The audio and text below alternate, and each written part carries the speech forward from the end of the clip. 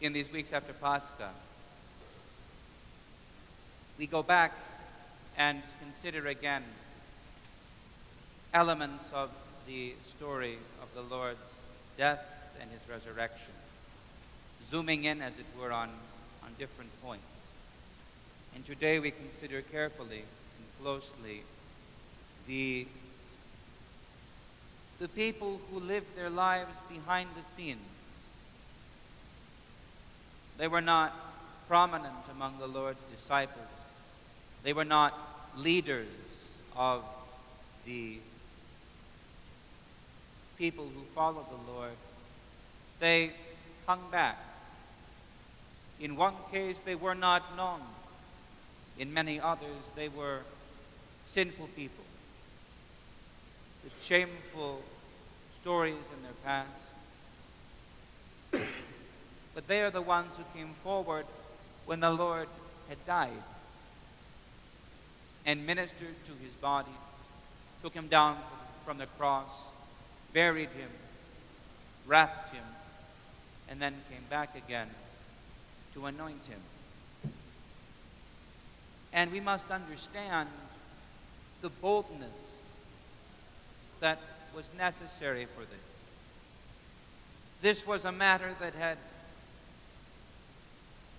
consumed the attention of the entire city at a time when its attention was already consumed by religious matters.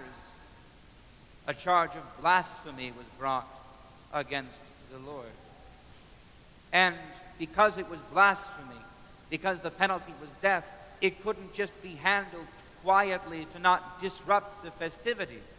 They had to go to the Romans to ask for a penalty of death. And Roman execution was public and gruesome and ugly.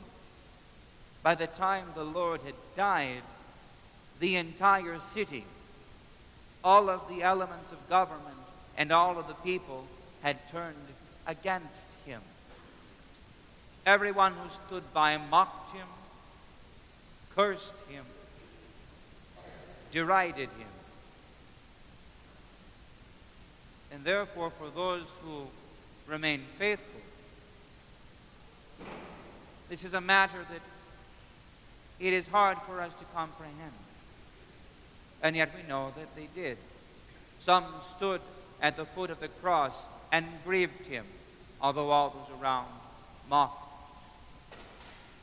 Others, who had been disciples in secret, went in public and asked the governor for permission to take the body down. And they brought him for burial. And this would seem like the end of the story. But then we have the women, who after the Sabbath was passed, they observed the religious obligation, in short. They honored the Sabbath day. They did not go and bring a curse upon themselves. But as soon as the Sabbath was passed, when the sun had risen, they went to the tomb to anoint his body. And you have heard sermons before reflect on what they thought was going to happen. The stone was large. Who was going to remove it? They say this themselves in the gospel account. But I would ask that we consider too, why did they go? What were they going to accomplish? In anointing the Lord's body, did they expect that it would bring him back again? Clearly not. They were surprised. They were shocked. They were afraid. Were they fulfilling a religious obligation? Again, clearly not. All the religious authorities had turned against the Lord. To go and anoint him, to care for his body, was to bring again a curse upon themselves, to unite themselves to the one who had been thrown out. They did not go to gain the praise and honor of their fellow worshipers in the temple or in the synagogues. So why did they go? Why did they go?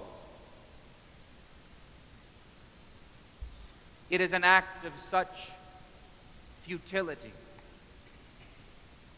such vanity, such worthlessness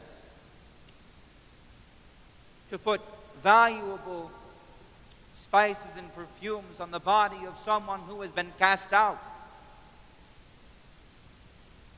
They weren't anointing him so they could go to the funeral home and everyone could stand the stench of the decaying flesh. He was already in the tomb. There was no gain to be had from it. They went because they loved him. Because they could not bear that their Lord should be buried without care, without anointing, without grief, without tears. They went because they loved him, not because they expected anything good to come from it. It was a love of hopelessness. But still they went. I would beg you all to consider, where do we see such love in the world around us today?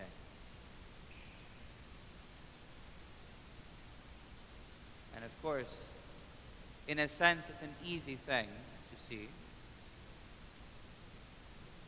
I would beg you to consider a mother who lives her life and does what she wants. A woman, rather, let us say, who lives her life and does her work and does more or less what she wants.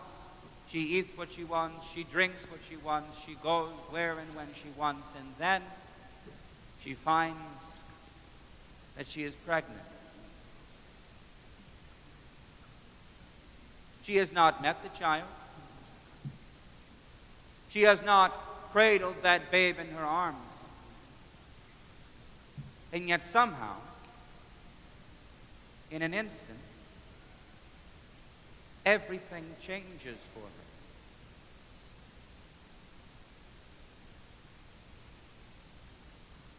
Everything about her is consumed with caring for a human being that she has never met.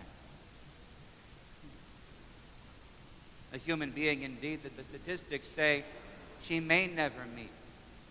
1 in 4 pregnancies end in miscarriage before the child is born. Look it up. The statistic is true. And yet the mother, now a mother, her life is changed.